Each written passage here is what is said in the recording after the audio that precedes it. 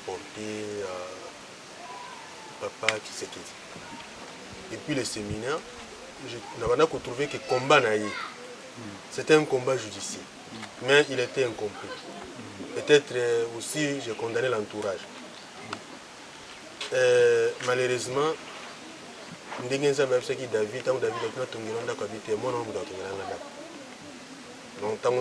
David a signé ça, mais alors il faut retomber là temps. Nous avons vu David m'a dit beaucoup c'est le coup et c'est Salomon qui a fait ça. Et j'ai compris cela. Fatih, je ne le connais pas de façon, je le connais un peu parce que Papa Nsinga, bana Papa Nsinga, Papa Nsinga a botaki bana na maman Aleki ya Fatih. Bana wana ngana accompagner la prière.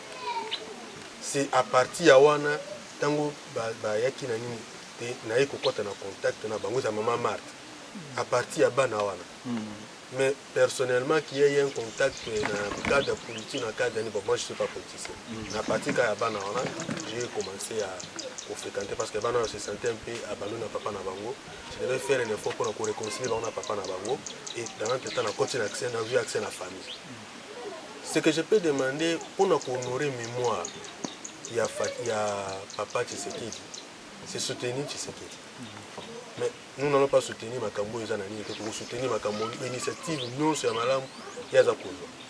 Pour moi, ce n'est pas tellement soutenir Fatih, mais d'abord soutenir Papa Tshisekedi que j'ai beaucoup porté. Et par lui, comme je dis, la Bible dit ça, mon nom Taotonga, je me dis, c'est une mission.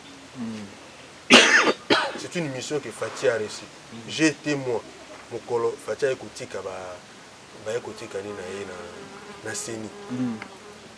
Je crois que c'était le 5 août, j'étais à Kinshasa. Il y a un petit à Kinshasa. Tant que vous dispersez, na Yengai, na général Mbala, na Tango Fort. Parce que pour éviter que vous disperser, les gens ne comprenaient pas. Mais pourquoi? Je dis, mais confrère Nangai, pourquoi tu t'adonnes à Makambona? Je dis, je trouve qu'il y a quelque chose qui veut se réaliser. Parce qu'avant tout le monde, vous m'excuserez, avant tout le monde, Naïeba Kike, c'est Tshisekedi qui sera président. Ce n'était pas des arrangements pour comme on en a Nini. Même ceux qui, quand on disait c'était, excusez-moi de vous le dire, oui. Même quand les messieurs ici, non. Chadari. Il savait que tout Congolais ne pouvait prendre que Tshisekedi. Il savait que tous les Américains ne pouvaient prendre que Tshisekedi. Je l'ai dit à plusieurs personnes ici. Donc, je le savais. Que les gens avaient besoin d'un changement. Parce qu'ils avaient maintenant exprimé dans la Kabila. Que les gens avaient besoin d'un changement, il fallait quelqu'un qui représentait le changement. Or, comme le vieux Tshisekedi qui n'était pas là, il fallait prendre quelqu'un qui a sa carrure, qui a chose. Donc, voilà pourquoi pour nous, c'est très important. Une façon pour soutenir Papa Tshisekedi, il y a qu'à honorer mémoire, c'est soutenir Fatih. Et qu'à soutenir Fatih, c'est comme un malin pour nous. Alors, moi, ce que je vais dire, Fatih ne peut pas faire tout à la fois. En 5 ans, ou en 4 ans, ou à quoi, il ne peut pas tout faire, impossible. Jamais ceux qui vont changer, nous sommes en qu'on perd le temps. J'ai assisté qui, même dans Béatrice Sautin, juste en face, mon collègue, ça qui, ni par les 85 milliards, j'étais à Kinshasa. Je suis parti d'ici à Bokoro, les gens n'ont pas compris qu'il y avait un mouvement. Personne ne m'avait compris ici. Parce que je comprenais bien les choses.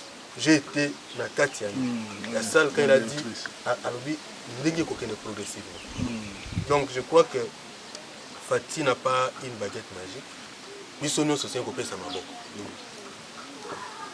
Et nous sommes à un niveau là. Où il y a l'hôpital, où il y a Amemi Batouboy, où il y a Saliboy. C'est là qu'on va remarquer un changement. Donc, on a coupé ça comme ça dans la conjointe. Bakanisaka. Bakanisaka. population Banambo. Parce que les gens ont fondé beaucoup d'espoir. Ce qui est là, j'étais en train de suivre une journaliste Sandra Nyangi, babinga ipena mukolo ya Sanjo, anda ko bano batwaza dessus. Batwaza dessus, il y a liboso parce que les espoirs étaient trop grands. Il y a mis l'ignorance là-bas, qui croyait que les choses se changeraient. Les évidences ne balaient pas d'un revers de main. Donc il faut montrer que Yazali a fait sa maboko pour que Fati règne.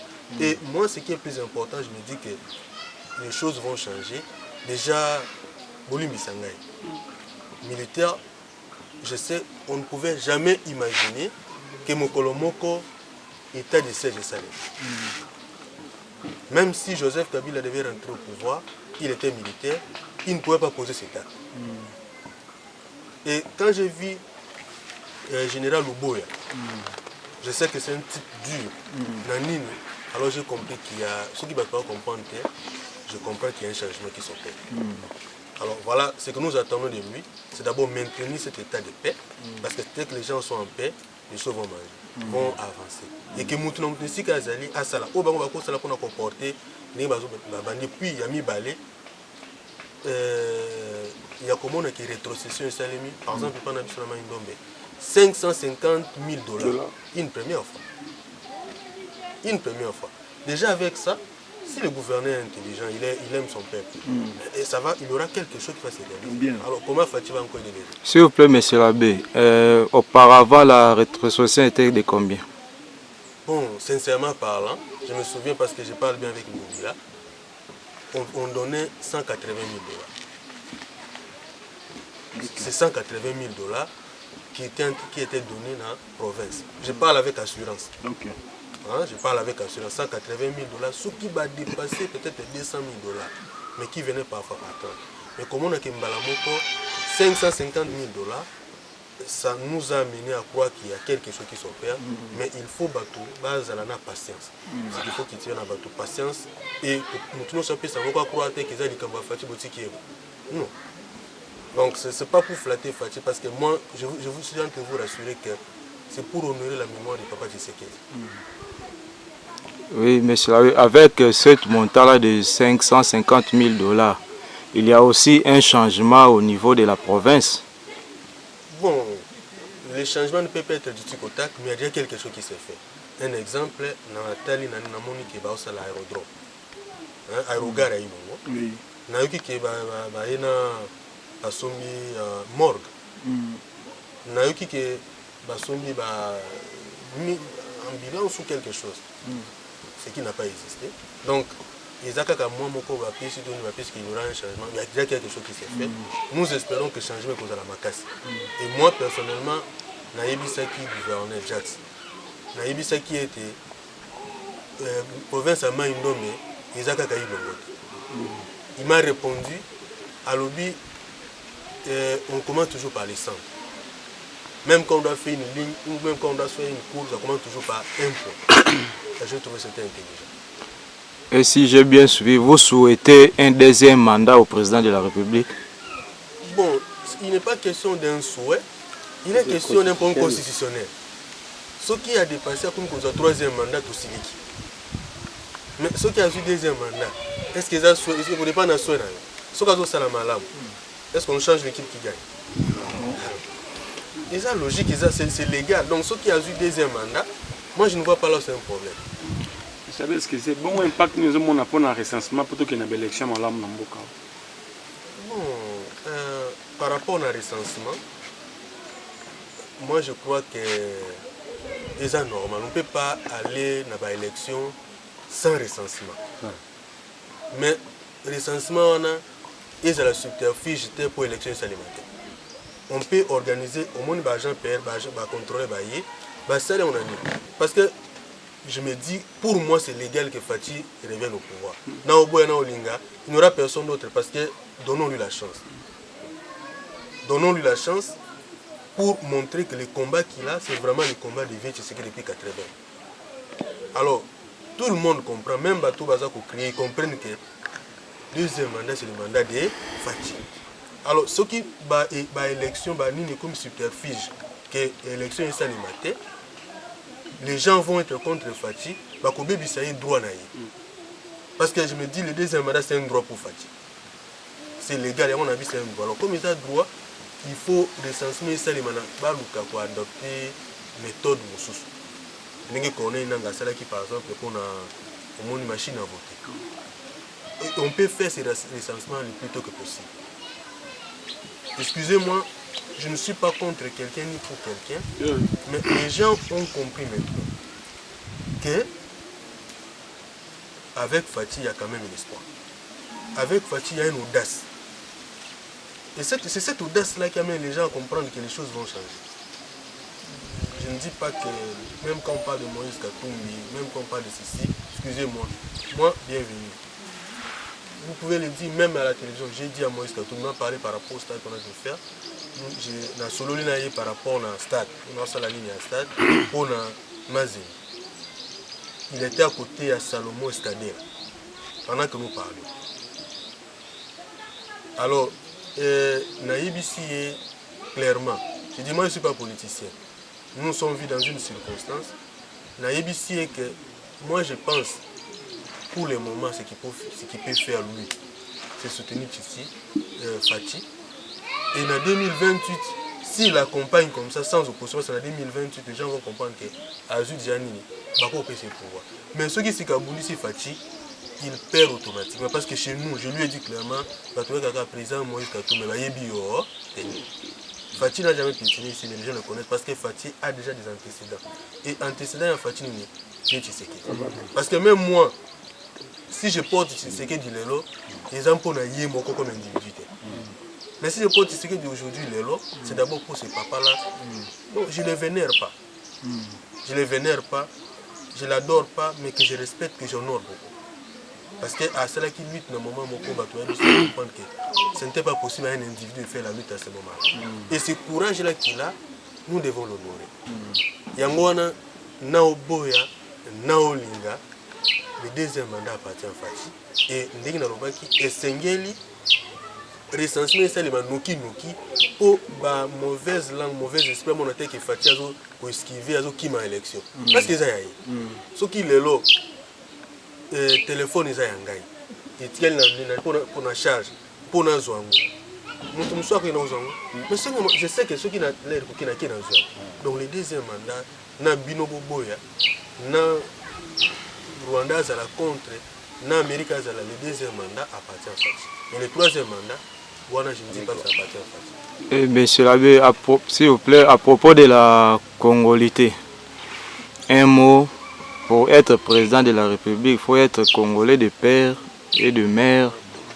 Bon, la congolité ne m'impressionne pas. La congolité ne m'impressionne pas parce que au monde, il y a des caméras normales. Il y a des caméras normales que ne peut gérer, ne peut diriger que pour des raisons d'assurance. Celui qui est originaire, celui qui est de père et de mère congolais. Pour moi, ce n'est pas un problème qui doit se poser.